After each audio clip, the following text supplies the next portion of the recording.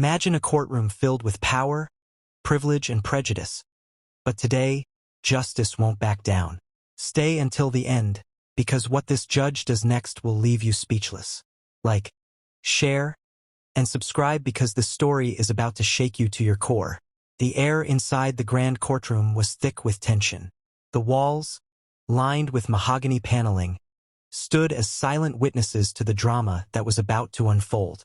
The press had gathered in droves, their cameras flashing as they captured every moment of what was quickly becoming one of the most talked-about trials of the year. And at the center of it all sat Judge Maya Carter, a woman whose very presence commanded respect. She had spent years fighting her way to this bench, proving herself over and over again in a system designed to doubt her. A black woman in one of the highest judicial positions in the country. She had heard it all: subtle jabs, whispered doubts, even outright hostility. But she didn't just survive. She thrived.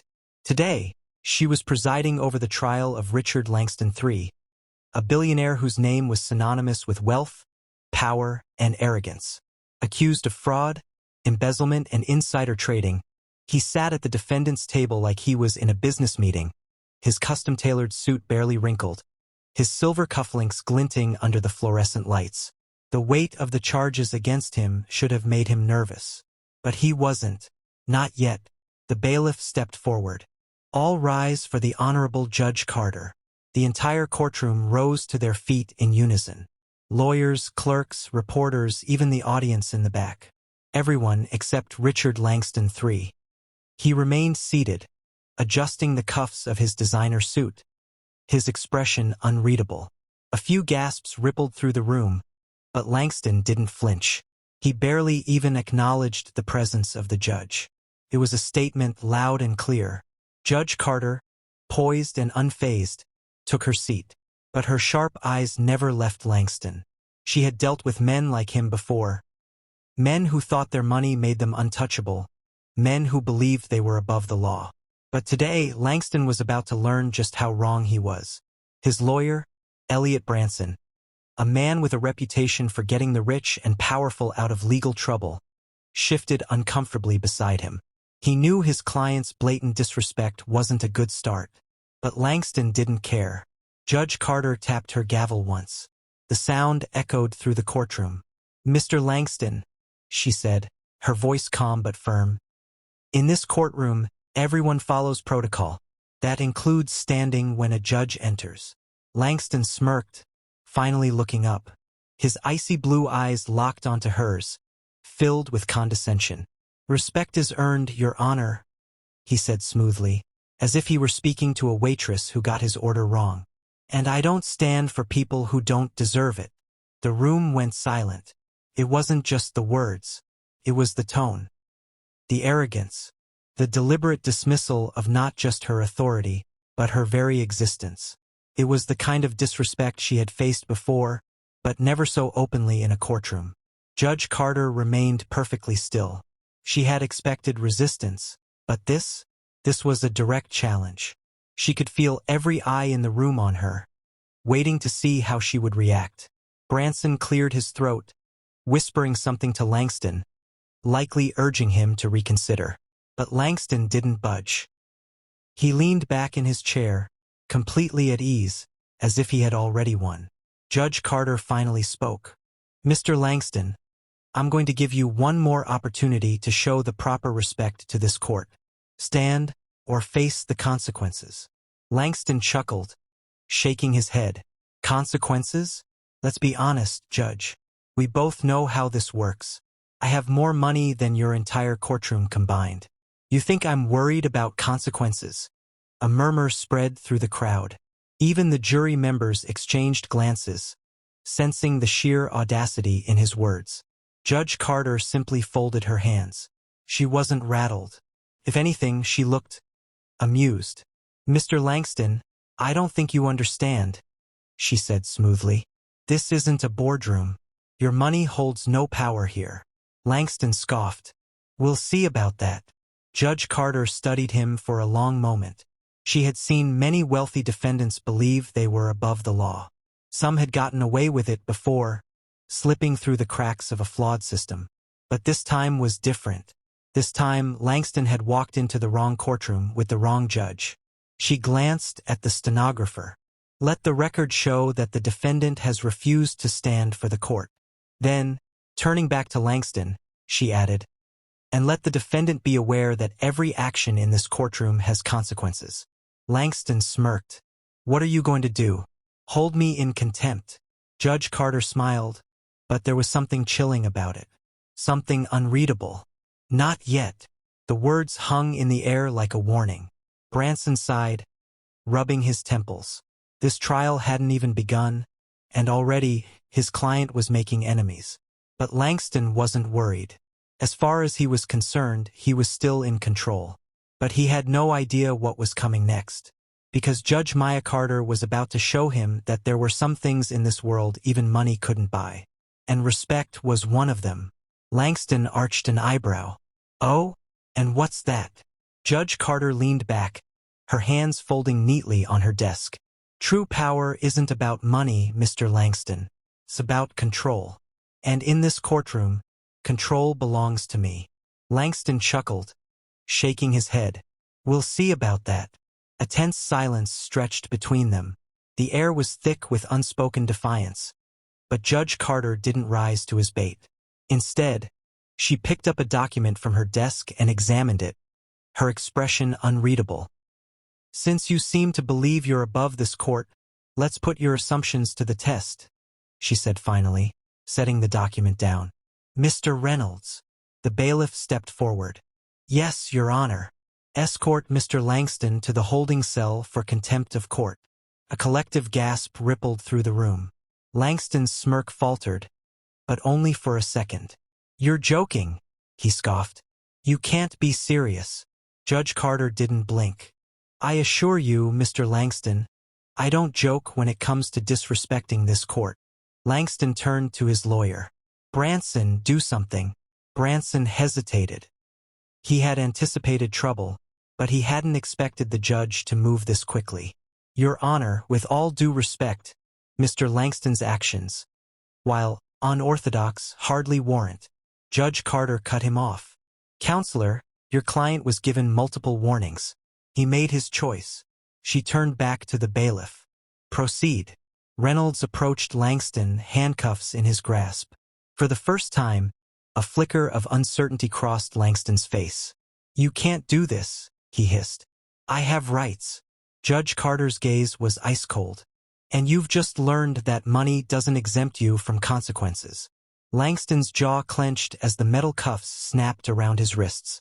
The entire courtroom watched in stunned silence as the billionaire, who had spent his life evading accountability, was led away like any other defendant. He cast one last glance at Judge Carter, his eyes filled with quiet fury. But she didn't flinch. She simply watched as he was escorted out, her expression unwavering. As the doors swung shut behind him, Judge Carter turned to the jury. Shall we continue? The courtroom remained silent long after the doors shut behind Langston. No one had expected Judge Carter to act so swiftly, least of all Langston himself. His lawyer, Branson, sat frozen, his mouth slightly open as if still trying to process what had just happened. The jury members exchanged glances, some of them looking almost impressed. The spectators in the back whispered among themselves, their eyes glued to the judge. Judge Carter let the silence stretch for a moment before addressing the room. This court will proceed as scheduled. Mr. Branson, if your client wishes to participate in his own defense, he will do so with the appropriate level of respect. Until then, we move forward. Branson cleared his throat, scrambling to regain his composure. Your Honor, I must formally object. Noted. Judge Carter interjected. Now let's proceed. Branson hesitated. His entire defense strategy had been built around Langston's presence. His ability to influence the room, to remind everyone that he was not just another defendant.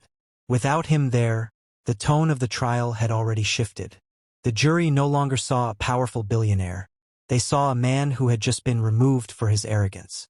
And that was a dangerous precedent for the defense. Still, Branson had no choice.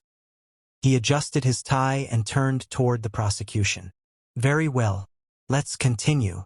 The lead prosecutor, Sarah Lawson, stood. Unlike Branson, she looked entirely unfazed by the sudden turn of events.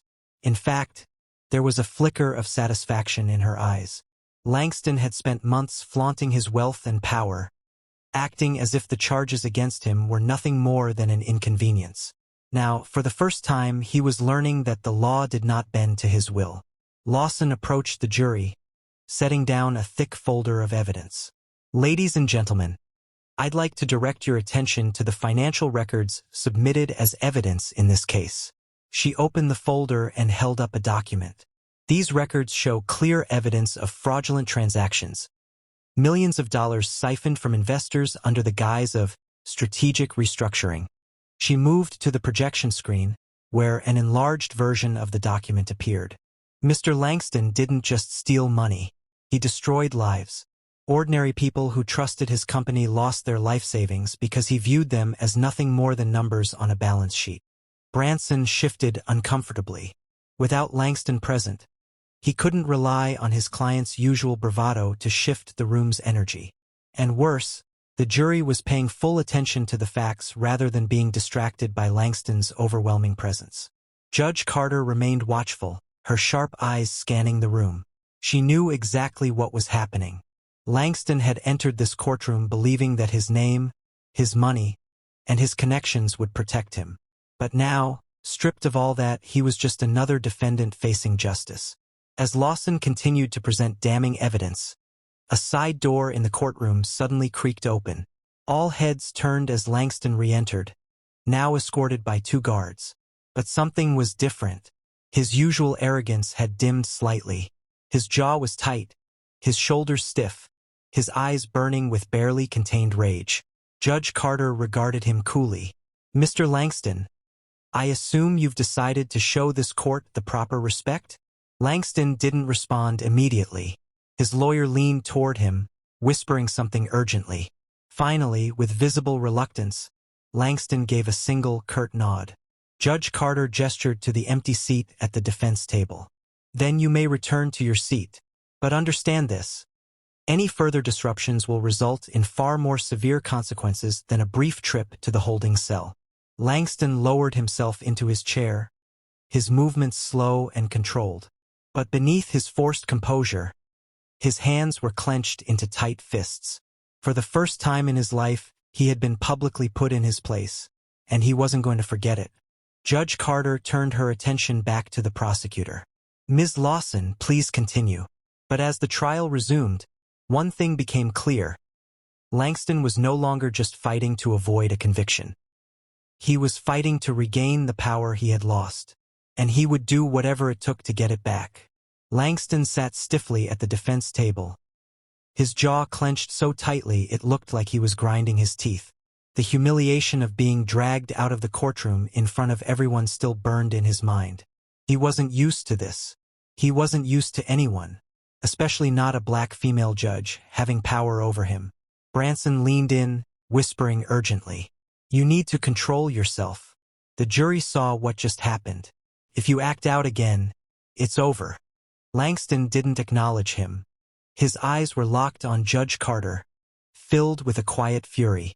This wasn't just about the trial anymore. This was personal. The prosecution continued their case, bringing up more damning evidence of Langston's fraudulent business dealings. The documents, the witness testimonies, the financial records, it was overwhelming. Even Branson was struggling to keep up, forced to object over and over again just to slow the momentum. But the real moment of reckoning came when the prosecution called their next witness, Angela Ramirez. She was in her late 50s, her hands clasped tightly as she walked to the stand. She was one of the many victims of Langston's schemes, an investor who had lost everything. As she took her seat, the courtroom fell silent. Everyone could feel the weight of what was coming. The prosecutor approached. "Ms. Ramirez, could you tell the court about your experience with Mr. Langston's company?" Angela took a deep breath before speaking. "I invested everything I had. My husband and I ran a small business for 30 years, saving for our retirement. When Mr. Langston's company promised high returns, we believed it. We weren't rich. We weren't looking to make millions, just enough to live comfortably. And then, in 1 year, everything was gone. Her voice wavered, but she continued. We lost our home. My husband had to go back to work in his 60s. We've been struggling just to survive. She turned her gaze toward Langston. And the worst part? He never even acknowledged us. To him, we were nothing. Langston exhaled sharply, shaking his head. This is ridiculous, he muttered under his breath. Judge Carter's eyes snapped toward him. Mr. Langston, I hope you weren't about to interrupt the witness. He lifted his hands in mock surrender, but the defiance in his eyes remained. I'm just saying people make bad investments all the time. That's not my fault. A murmur rippled through the courtroom. Angela's hands tightened into fists. You lied to us, she said, her voice suddenly stronger. You promised us security. You knew exactly what you were doing. Langston smirked. Sounds like a personal problem. Gasps echoed across the room. Even Branson closed his eyes briefly, as if wishing he could disappear. Judge Carter's expression hardened. Enough. She turned her gaze to Langston, her voice cold. Since you seem to have no regard for the lives you've ruined, let me remind you where you are. This is a courtroom, not a boardroom. Your arrogance may have bought you influence elsewhere, but it holds no. The tension in the courtroom was so thick it felt like the walls were closing in. Langston sat at the defense table, his hands clenched into fists. He had spent his entire life winning, bending the world to his will, making people fear him. But now he was trapped in a place where his name meant nothing, where his money couldn't buy him out of trouble, where a black woman held all the power. And she wasn't backing down. Judge Carter tapped her gavel lightly. Ms. Ramirez, you may step down. Angela gave Langston one last look before rising. Her eyes held something he couldn't stand to see. Not just anger, but disgust. The kind of look that said he was beneath her. It boiled his blood. But before he could even open his mouth, Judge Carter spoke. Mr. Branson, does the defense have anything further before we move to closing arguments? Branson hesitated.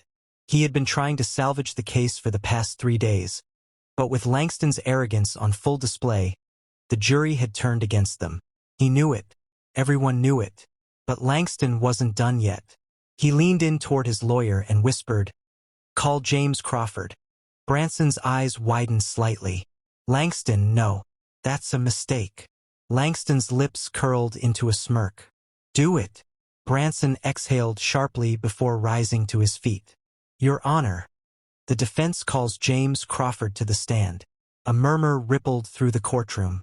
James Crawford, the high-powered CEO, Langston's longtime friend, and one of the wealthiest men in the country. Langston was pulling his last card. Within minutes, Crawford strode into the courtroom, his tailored suit pristine, his confidence unshaken. He took the stand, his expression cool and composed. Branson wasted no time. Mr. Crawford, you're familiar with Mr. Langston's business dealings, correct? Of course, Crawford said smoothly. Langston is a brilliant businessman, one of the best. And in your opinion, was there any intentional fraud committed? Crawford gave a practiced chuckle. Absolutely not. Business is risky. If we punished every CEO for a failed investment, half the country would be in prison. Langston smirked. This was it. This was his way out. Branson nodded, satisfied. No further questions. The prosecutor, Sarah Lawson, rose. Mr. Crawford, you're a close friend of Mr. Langston's, aren't you? Crawford smiled. We've done business together for years. Lawson held up a document. Are you aware that your name appears in these financial records? For the first time, Crawford hesitated. Lawson didn't stop. Mr. Crawford, are you aware that your company received $10 million in funds directly tied to Langston's fraudulent transactions? A hushed silence filled the courtroom. Crawford shifted in his seat. Lawson stepped closer. And would you like to explain why you personally signed off on a transaction that funneled stolen investor money into one of your offshore accounts? Langston's smirk vanished. Crawford opened his mouth, but no words came out. The moment stretched painfully. Langston knew Crawford was caught. And worse, If Crawford went down, he was going to take Langston with him. Judge Carter leaned forward, her expression unreadable. Mr. Crawford, I suggest you answer the question. Crawford exhaled sharply. Then, in a barely audible voice, he muttered, I'd like to invoke my Fifth Amendment rights. The entire courtroom exploded into whispers. The jury had their answer: Crawford was guilty.